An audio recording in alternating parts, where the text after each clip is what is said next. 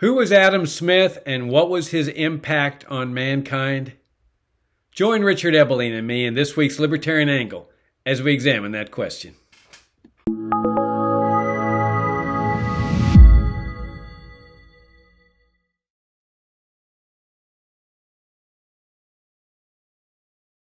Hi, I'm Jacob Hornberger, president of the Future of Freedom Foundation. This is this week's issue of the Libertarian Angle, the show that brings you all the principled and compromising case for the libertarian philosophy. I'm joined by my co-host, Richard Ebeling, the BB&T Distinguished Professor of Free Enterprise Leadership at the Citadel. Richard, good to see you again. Good to be with you and our listeners. Yeah. So, Richard, you've written a really fascinating article for a future issue of Future Freedom on Adam Smith. And so I thought we'd use this segment to give people a little taste of what's to come. If you're not already subscribing to our monthly journal, Future of Freedom, this would be a great opportunity to do so because you get a taste of what's coming up in a few months here with Richard's article. And also we've got our FFF Daily that, gosh, for more than 20 years now, we've strived to make the best daily libertarian commentary page on the internet. And of course, Facebook and YouTube and so forth. So, Richard, I thought we'd discuss Adam Smith, who the man was, his significance. I'll start out, but really like to throw the ball at you and let you carry forth as to what you talked about in your article. But the two big things that stand out for me about Adam Smith's and his monumental work and inquiry into the nature and causes of the wealth of nations is that, number one, this was the first, as I understand it, the first systematic treatment of economics. That there had been articles written in previous to The Wealth of Nations, which was published in 1776, that dealt with various aspects of economics like trade and things like that.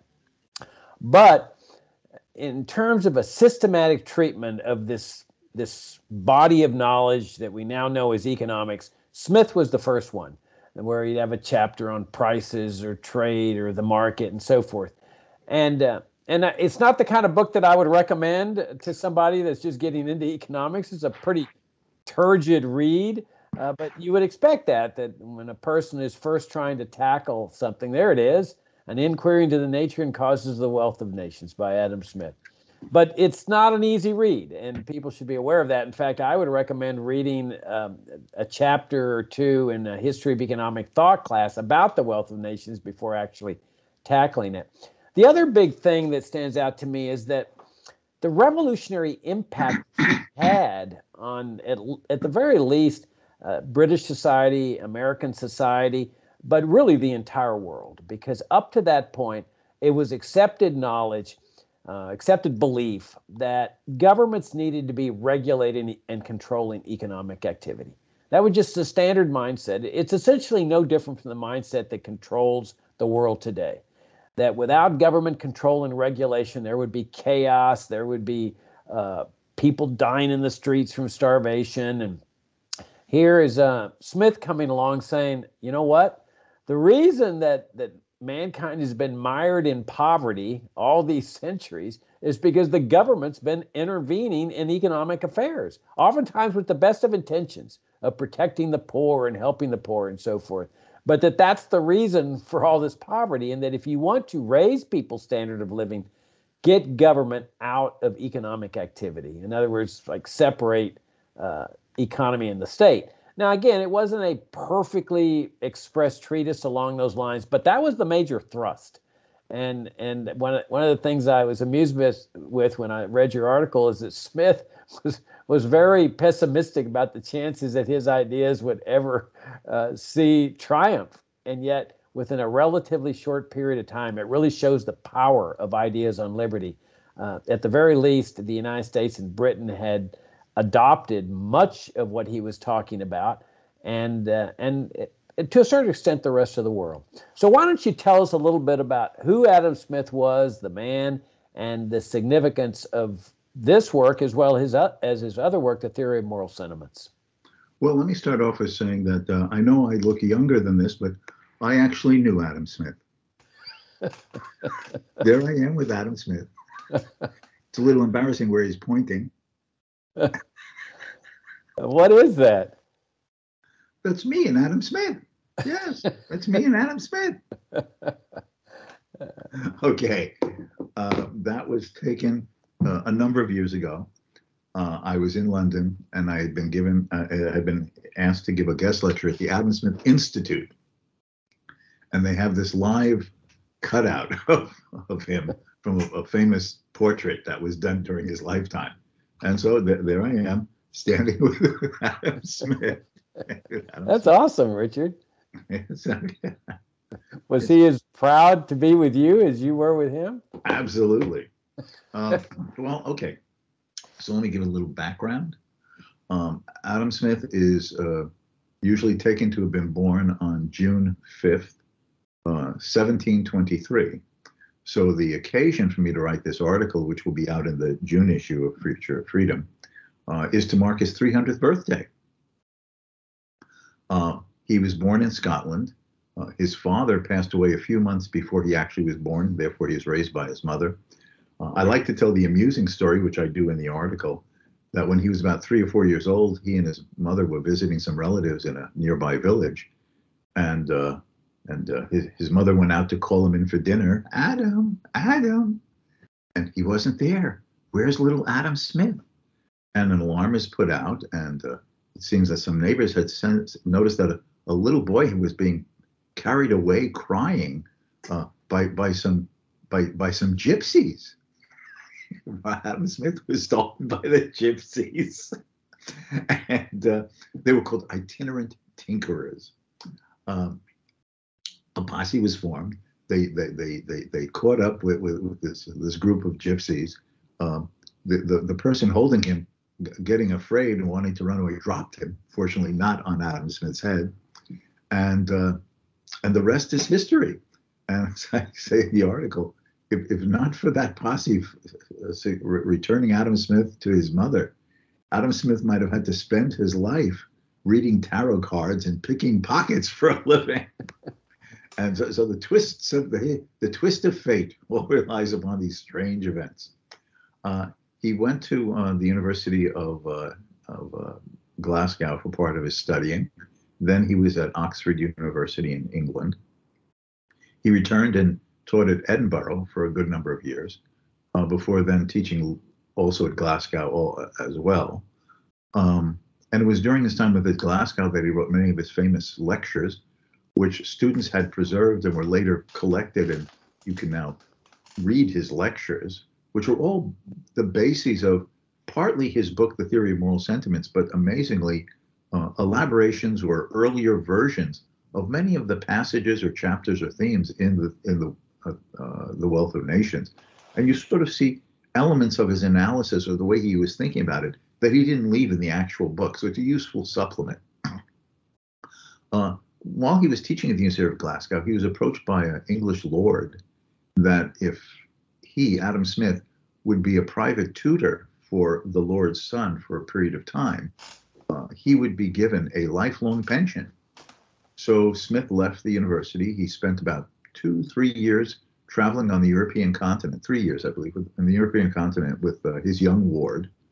They spent quite a bit of time in Paris, where Smith had a chance to meet the free market-oriented French physiocrats, returned to England and finished his tutorial period, went back to Scotland, and then had relatively free time with this private pension to do the work and the research and the writing that became The Wealth of Nations, and which was published on March 9th, 1776, not coincidentally, the same year as the Founding Fathers signed and issued the Declaration of Independence, because we're talking about liberty, and the Declaration of Independence focuses on the wider philosophical ideas of the rights of the individual.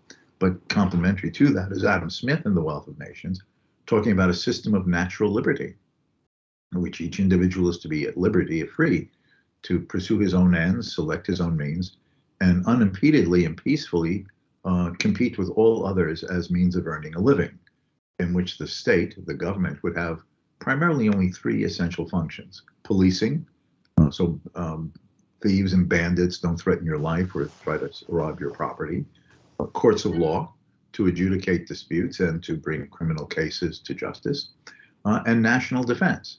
Now, Smith was not in the narrow sense of strict laissez-faire. He believed in a certain form of government education. He did believe in a certain number of public works. But if you compare the size, scope, and cost of government today, the state that Adam Smith believed would be consistent with liberty was this very narrow set of functions, primarily concerned with securing our rights and not violating them, and a few incidentals around it, which the advocates of big government today would be aghast at. What, you only want government to do that? So in many ways, his version of free market liberalism certainly is a variation on the theme of laissez-faire. The profoundness of the book, and you alluded to this, Jacob, there were writers before him who had talked about division of labor, the role of prices, international trade, particularly his friend and colleague, the Scottish historian, political philosopher, and economist, David Hume. But what Smith did, as you say, he synthesized, he condensed, he organized, he presented systematically a set of ideas that were there and here and everywhere in the air, but in a way that hadn't been brought together to make them the beginning that, as economists see it, the founding book of the discipline, the science, the subject matter of economics.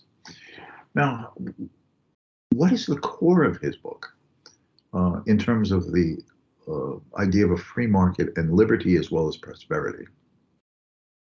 He basically says is that individuals have a fundamental right to their personal liberty, and that should be respected by the state. That is part of the system of natural liberty, and that human beings should only associate with each other on the basis of free and voluntary and mutually agreed exchange.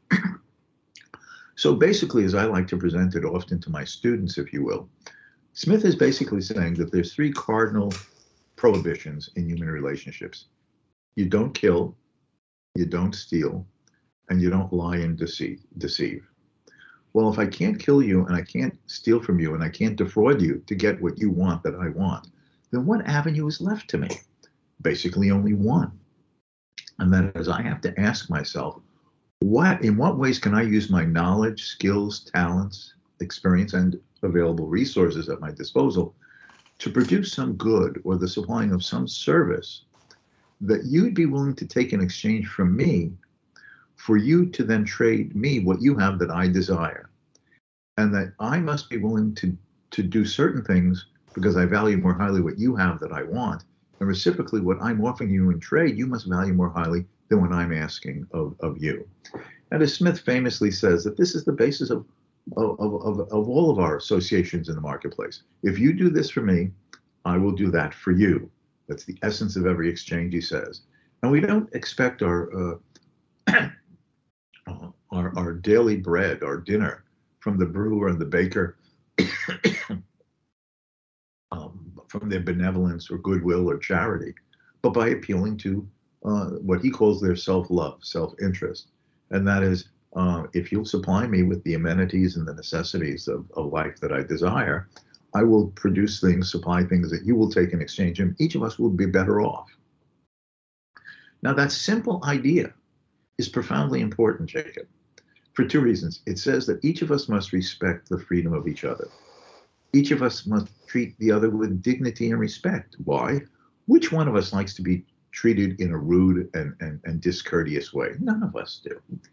And if the market is an open, free, and competitive one, if you're rude or discourteous to me, I'm not going to want to deal with you.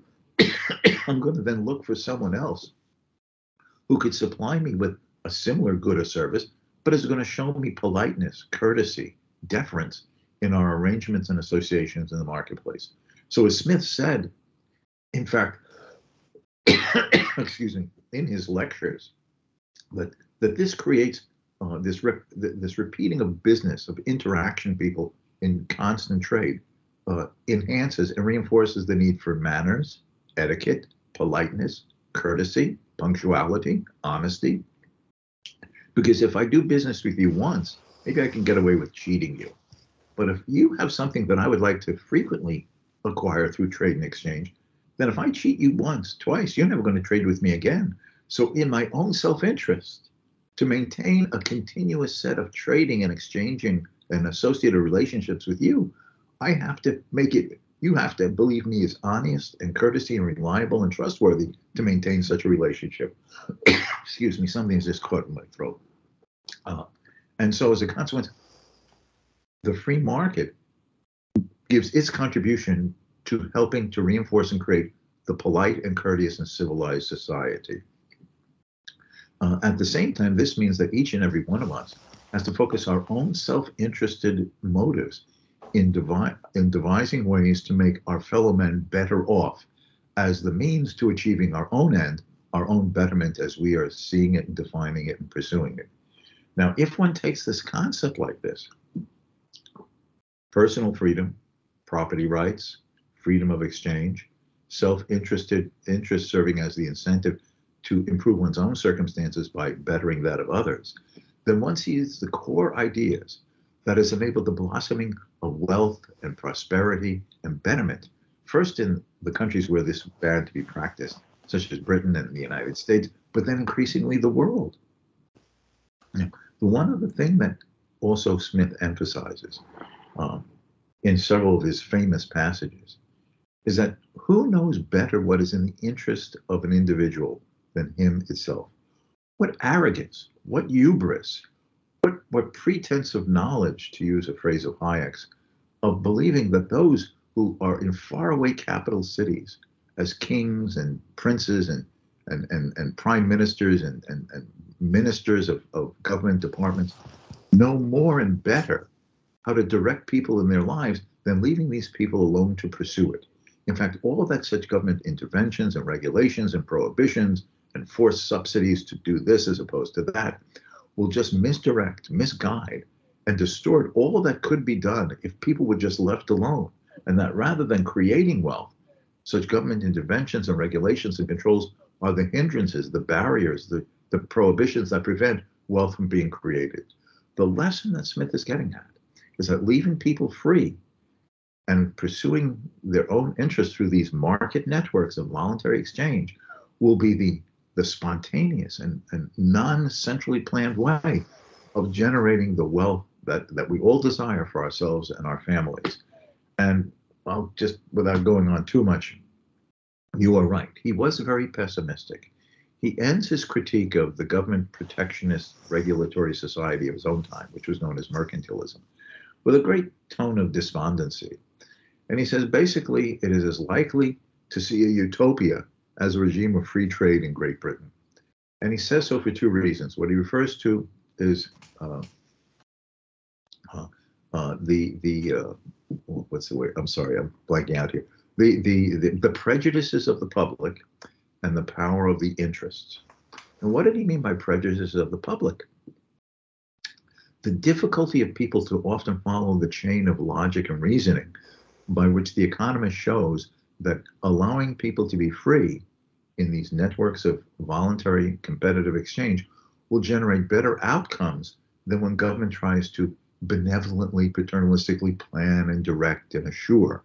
So the prejudice of people, the people following the difficulty following the chains of logic of the free market argument.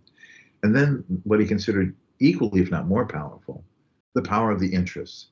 That there are immense networks, spiders' webs of special interest groups that once government regulates, controls, restricts, plans, subsidizes, et cetera, vast networks of special interest groups who live off, who are dependent upon, who cannot see any other way of earning their financial livelihood other than having the government as their partner to control, restrict, and generate and direct wealth and income in their directions at others' expense.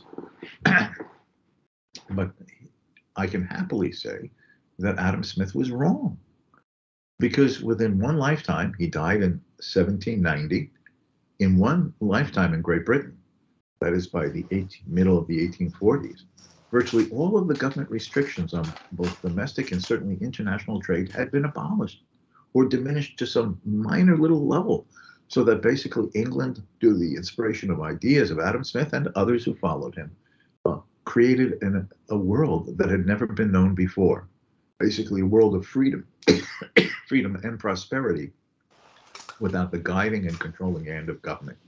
And the practice of that to varying degrees, never perfectly laissez-faire, but to varying degrees in one country, one region, one part of the world, another part of the globe, has generated the standard of living and the quality of life that increasingly all of humanity has, and in which, at the end of the day, is helping to end one of the scourges of the human race, poverty.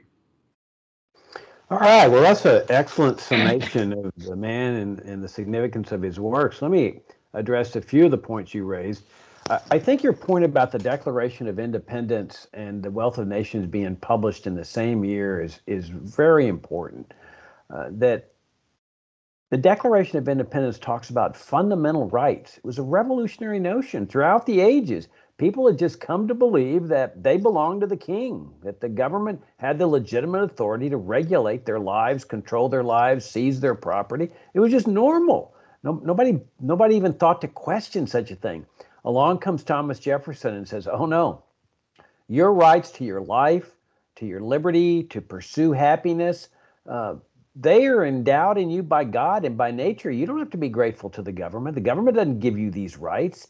They exist, they pre-exist government. The purpose of government, he said, is to protect the exercise of these rights. Well, what is life? Well, life involves sustaining your life, getting the food that you need to avoid dying of starvation. Well, how do you do that? Well, you figure out what your talents, what your interests are. You go into a line of work to produce something or to work for somebody in exchange for getting paid, in exchange for selling something that people want. And then you start accumulating wealth that you use to go buy food at the grocery store or whatever. And so, what is liberty? Well, liberty is the right to exercise these talents and abilities, to enter into trades with other people, to accumulate wealth, to pursue happiness in your own way. Well, here is Smith coming along saying, well, there's an entire body of economic philosophy that says that if you engage in this kind of activity and you have this kind of society where people are exercising these fundamental God-given rights, you're going to have higher standards of living. And so you put those two together, and all of a sudden, Richard, you have the makings of a revolutionary society that never had existed. And in fact, that's what happened in the Constitutional Convention, whenever it was 1789, 1790 or so. They come out with this. 1787. I'm sorry? I think it was 1787. 1787. Okay, so then it's the Constitution is enacted in 91 or so, something like that. And okay, there's big exceptions like slavery, but overall, in terms of just the structure of society, the American people bring this type of society into existence where there is no massive welfare state, no Social Security, no Medicare, Medicaid, no income taxation, no immigration controls. There were tariffs, that was one of the exceptions. But by and large, nobody had ever seen a society like this before. And by the time 1900 comes along, 1910, the standard of living of the American people was incredible. And that's the other point I wanted to make is that Smith discovered the secret to abolishing poverty. This is what a lot of people don't realize. Notice the title of his book, An Inquiry into the Nature and Causes of the Wealth of Nations. What is it that causes wealth in a nation? Why are some nations more poor than other nations? For example, I grew up in Laredo, Texas, which is right on the border. You can cross the international bridge and there's Nuevo Laredo. It's just really one great big metropolitan area divided by a river. And yet the poverty on the Mexican side of the river is significantly worse than the poverty on the American side. Why? You know, how can a river make that much of a difference? Will Smith explains it, and you hit one aspect of this where he talks about trade, that people can increase their standard of living just through the act of trade because they're giving up something they value less for something they value more. So the corollary is, to the extent that government is interfering with people's ability to trade, like trade wars against other nations, tariffs, restrictions, and so forth, they are impeding the ability of the populace to increase their standard of living. But there's another aspect of this, Richard, that needs to be emphasized, and Smith talks about this, is the importance of capital. that as people accumulate productive capital through savings, let's say they start making more money, there's no income tax, they put that savings into banks, the banks lend it out to farmers who decide to go buy a tractor. Well, the tractor makes the workers on that farm more productive. That means like 1,000 bushels of wheat are being produced instead of 100 bushels. Well, now all of a sudden the farmer is wealthier. He's got more money to pay the workers because they're producing more. If he doesn't, the neighboring farmer is going to offer more money. So in other words, when you have this combination of capital accumulation with unlimited ability to trade with people, the standard of living of people starts to soar. And that was one of the biggest things that struck me about Smith, is Smith really did discover how to end poverty, or at least significantly alleviate poverty.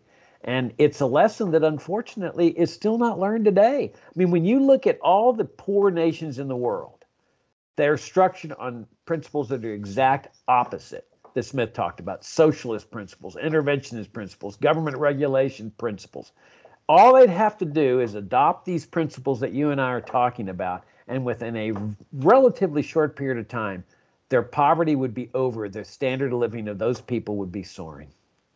See, we have come so much to take for granted the consequences of what Smith's ideas and partly implemented policies around the world have created, that we don't realize that the natural condition of man for almost all of his time on this planet was abject poverty. I've reminded our viewers and listeners of these numbers in the past, but I'll just do so to emphasize this. In 1820, it's estimated there was 1 billion people in the world. Out of that 1 billion people, between 90 and 95% lived in either poverty or abject poverty. Abject poverty meaning you don't know whether you're going to eat tomorrow and your family. Fast forward to now, early 2020s, 200 years later, there's over 8 billion people in the world. And out of that 8 billion people, less than 9% live in poverty anymore, of any sort. A dramatic expansion by 8-fold of the world's population, yet a collapse of poverty from 90% of the smaller number to merely 9% of this much larger number. When people say today, how can poverty still exist in our society? That's turning everything on its head. Smith's concern was poverty is everywhere. How do we get out of it? And this is his answer: the market, as opposed to the heavy and misguided hand of government. Today, precisely because of the success of market-oriented policies, more free market, unfortunately, in many cases, less free market, but still in some way, self-initiative, market-oriented conduct, we've escaped from poverty. And poverty, if we continue this trend, will be gone by the end of this century if government doesn't get in the way and screw it up. This is the most momentous event in human history. And to a great extent, it is due to the ideas and the persuasiveness and the implementation of Adam Smith's ideas. We are ending poverty thanks to Smith and his inquiry into the nature and causes of the wealth of nations.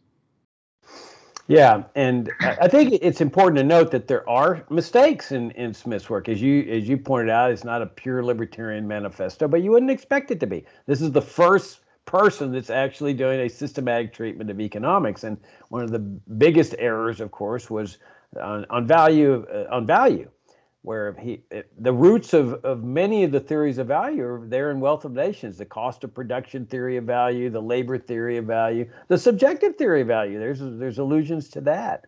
But I think it's important to note that Smith provided the framework from which came the classical economists, John Stuart Mill, Malthus, Marx himself, and then leading to the Austrian economists, Menger, Baumgartner, Wieser, Ludwig von Mises, and so forth. But it all starts with Adam Smith, doesn't it, Richard?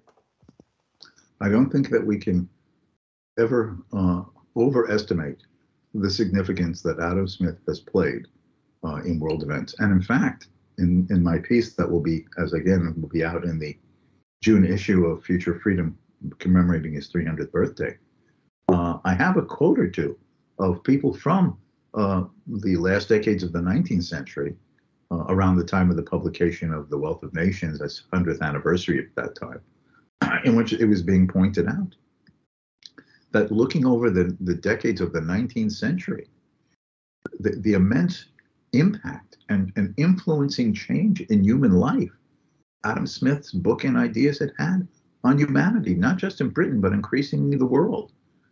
Now we take that so much for granted that we don't realize how it came about, why it came about, what is necessary to both preserve and do better upon it, and therefore the significance of this man's book, The Wealth of Nations.